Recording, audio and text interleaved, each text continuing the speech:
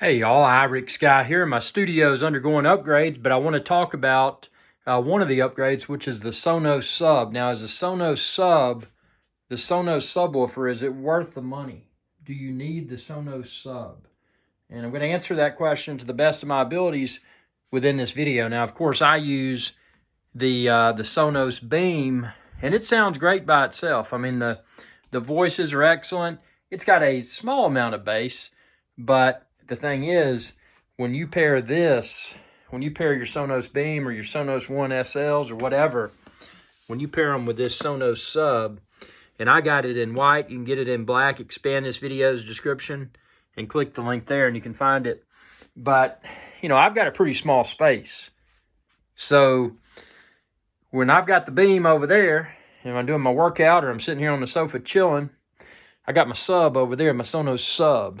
And this thing, and it's hard to explain. The best thing to do is to experience it for yourself, because it's, I mean, I've had, you know, surround sound equipment, stereo equipment my entire life.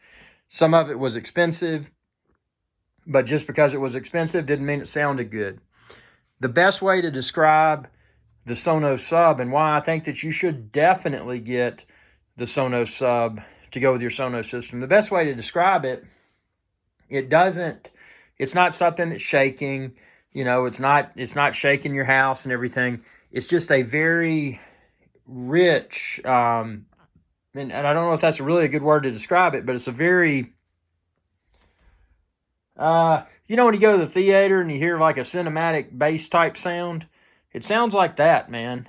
You know, it's just, it goes along with whatever's playing. You know, if you're watching TV with it, you know, maybe you got the Arc, maybe you got the Beam, maybe you got the One SLs. It just adds that bass. It adds that feel to the film that you're watching. So, you know, it's not, I mean, and yeah, it could get very loud. And the cool thing is, with the Sonos app, you could pair multiple subwoofers. So, I mean, that's pretty insane when you think about it. I mean, this single subwoofer for such a small space is just, it's beyond phenomenal. But what I like about it, for example, the other night I was watching some TV shows at a lower volume, and when I turned the volume down, even though the volume was down, I still got a little bit of bass, which was nice.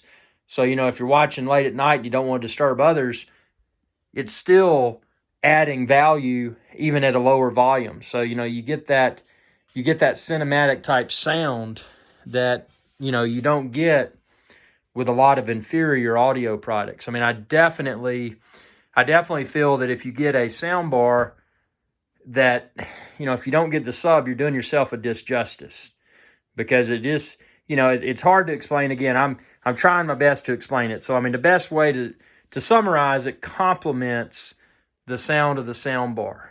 You know, it would complement the sound of One SLs. I may even add some One SLs in here, man. I mean, I've got a small space, but why not? You know, just make it sound really good.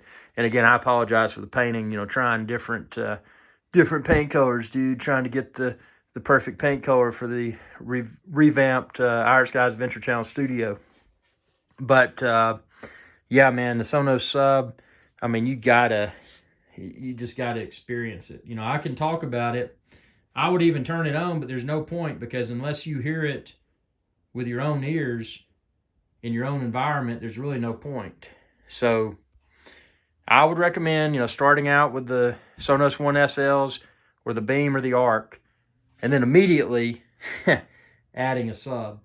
And if you're really crazy or you got a big place, maybe you want to add multiple Sonos Subs. That's the cool thing about it.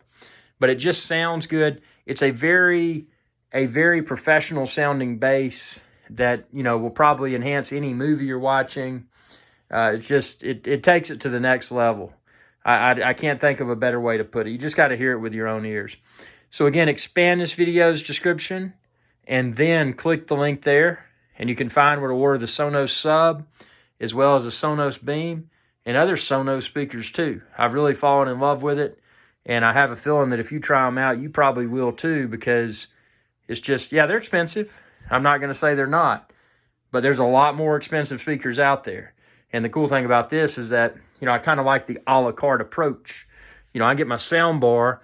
I can wait a few weeks, a few months, a few years And then I can add a subwoofer. And if I want to add some additional, you know, like the 1SLs, I could do that. It's nice being able to add it, you know, as you feel fit. So I love it. I definitely recommend the Sonos Sub.